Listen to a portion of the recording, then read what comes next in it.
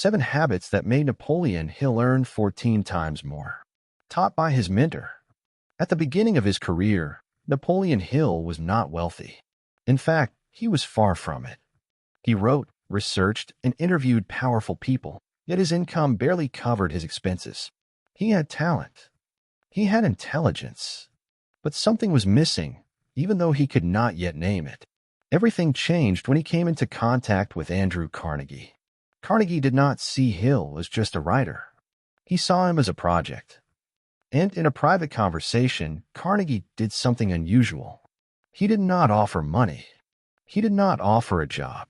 He offered a system, a set of mental and behavioral habits that, according to him, separated ordinary people from those who built fortunes. Hill accepted without realizing that this would reshape his life. For years, he quietly applied those habits while writing and interviewing the richest men in the world. The results were undeniable. His income multiplied, his influence grew, and his ability to create opportunities expanded rapidly. Here are the 7 habits that made that transformation possible. Habit 1.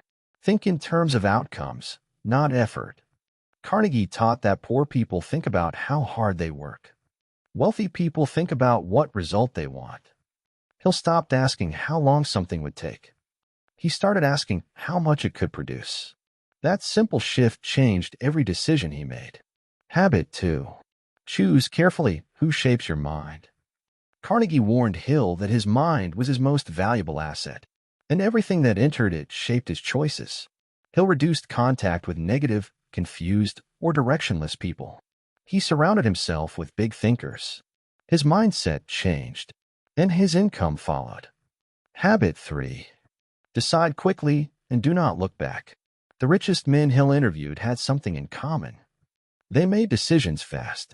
Carnegie explained that indecision costs more than most mistakes. Hill began to decide with confidence and trust his ability to adjust along the way. That accelerated his growth dramatically. Habit 4. Turn goals into commitments. Carnegie told Hill that a desire only becomes powerful when it turns into an emotional commitment. Hill stopped setting vague goals. He committed to specific results. That clarity caused opportunities to align. Habit 5. Control your emotional state. Carnegie taught that people who lose emotional control lose control of their lives. Hill learned not to react impulsively. He observed before acting. That made him more strategic and more respected. Habit 6. Create a clear image of who you are becoming. Carnegie said that you never rise above the image you hold of yourself. Hill began to see himself as a man of influence and value. In time, the world started to treat him that way. Habit 7. Never compete, always collaborate. Hill's greatest gains came when he stopped trying to defeat others and started building alliances. Carnegie explained that true power comes from networks, not from conflict. By applying this, Hill multiplied his opportunities. These 7 habits did not seem revolutionary on their own, but together they created something rare. Mental consistency. And mental consistency creates wealth. Napoleon Hill did not become richer just because he wrote books. He became richer because he changed how he thought, decided, and positioned himself. And all of that came from the silent system his mentor gave him.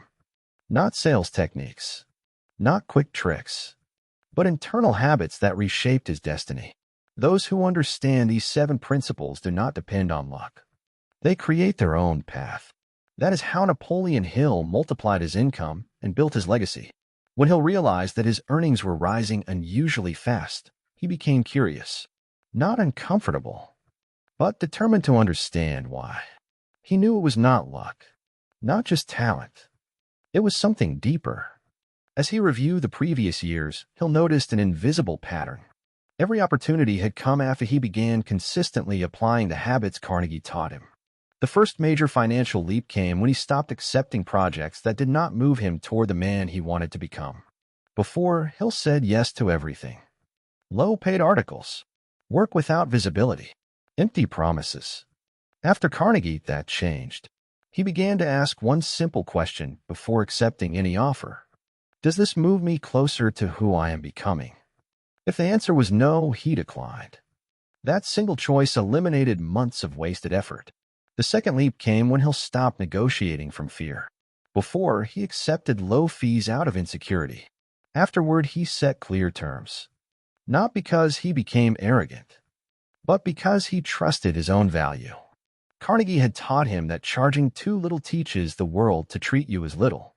Hill absorbed that lesson. The third leap happened when he realized that wealth and influence go together. Carnegie was not powerful because he had money. He had money because he was powerful. Hill began investing time in strategic relationships, not in quantity, in quality. One right connection opened more doors than 100 ordinary ones. The fourth leap came when Hill learned to speak less. Influential people listen more than they talk. Before, he tried to impress. After, he began to ask questions. And those who ask questions become interesting. The fifth leap came when Hill treated time as capital. He stopped wasting hours on distractions, empty conversations, and low-value tasks. Every hour became an investment. The sixth leap came when he learned to protect his emotional energy. Carnegie taught him that exhausted people make poor decisions. Hill began to sleep better, eat better, avoid unnecessary conflict. His mental clarity increased, and clarity produces money. The seventh leap came when Hill understood something most people miss. Wealth is not what you earn. It is what you keep. He stopped living to impress. He started living to build. Every gain was reinvested intelligently. That was when his income truly exploded. What looked like luck was simply discipline applied long enough. Hill did not become wealthy because he found a rare opportunity. He became wealthy because he became the kind of person who recognizes opportunity. And that was taught by Carnegie, not through formal lessons, not through books, but through quiet conversations, subtle observations, and direct corrections. In the end, Hill realized that the 7 habits changed more than his income. They changed his identity. He no longer saw himself as a struggling writer.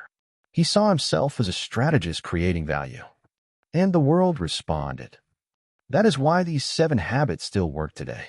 Not because they are techniques, but because they build a different mind. A mind that attracts wealth,